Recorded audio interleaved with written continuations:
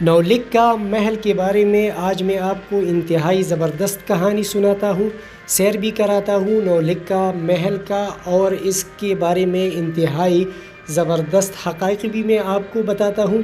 اور اس کو نولکا اس لیے کہا جاتا ہے کہ روایت کے مطابق اس پر 9 لاکھ روپے لگائے گئے تھے، لیکن یہ جو ہے نا بعید از قیاس ہے، یہ ماننے کے قابل نہیں ہے کہ اس طرح کی بلڈنگ پہ آج سے کئی سو سال پہلے 9 لاکھ روپے لگائے گئے ہو، کیونکہ اگر اس وقت کے 9 لاکھ روپے آج کے ضمن میں لے لے تو اس طرح کی اس پہ 1000 قسم کے کمرے بن سکتے ہیں، تو اس پہ کس طرح 9 لاکھ روپے لگائے گئے تھے اس کا راز بھی میں آپ کو اس کہانی میں بتاؤں گا۔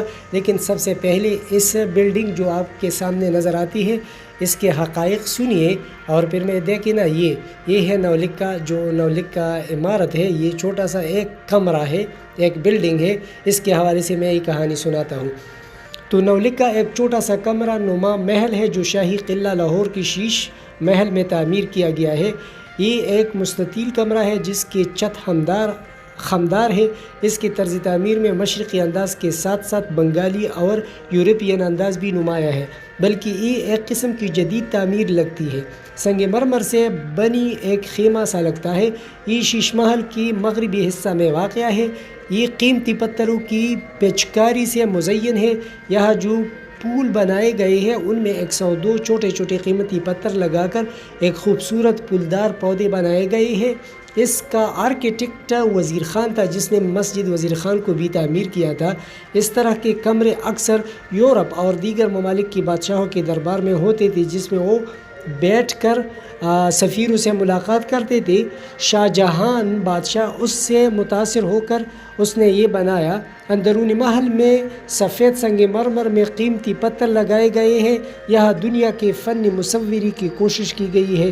اس کے سامنے اس کا صحن ہے، جبکہ اندر سے تمام شہر لاہور کا نظارہ کیا جا سکتا ہے۔ تو اب میں آپ کو بتا رہا ہوں اس کا راز کہ اس پہ 9 لاکھ روپے کس طرح لگے تھے۔ اصل میں اس پہ 9 لاکھ روپے اس لیے لگے تھے کہ اس کی جو چھت ہے، میں ابھی آپ کو دکھاؤں گا، تو اس کی چھت میں سونے کے پتے لگے ہوئے تھے۔ تو اس سونے کے پتے کی وجہ سے اس کی قیمت اتنی زیادہ تھی، یعنی 9 لاکھ روپے اس وقت کے لگے تھے۔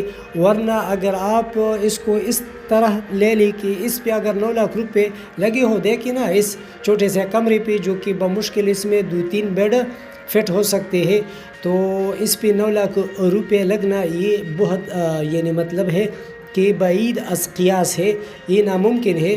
لیکن اس پہ جو 9 لاکھ روپے لگائے گئے تھے، تو اصل میں اس کا جو چھت ہے، جو کہ ابھی میں آپ کو دکھا رہا ہوں، دیکھیں نا اس کے اوپر چھت، تو اس پر سونے کے پتے لگے ہوئے تھے، جس کی وجہ سے اس کی قیمت بہت بڑھ گئی تھی۔ اور اس سے پیچھے کی طرف سارے شہر کا نظارہ بھی کیا جا سکتا ہے۔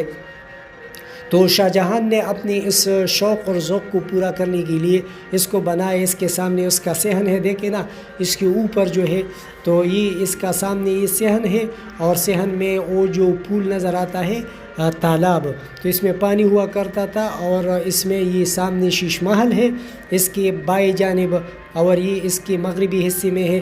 تو یہ ایک چھوٹا سا گھر ہے۔ تو اس طرح کے گھر آج کل تقریباً کروڑوں کی تعداد میں صرف پاکستان میں ہے، لیکن وہ تو یہ تو کئی سو سال پہلے کی بات ہے، تو اس وقت اس طرح کا گھر بنانا صرف بادشاہوں کے لیے ہوتا تھا۔ تو یہ تھا نولکے کے حوالے سے معلومات۔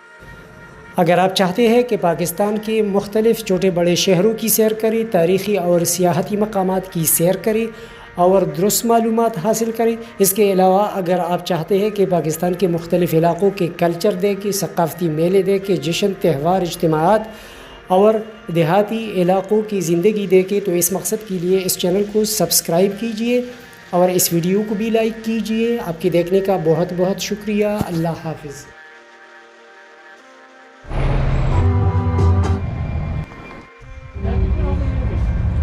یہ دیکھیں، یہ چوبرج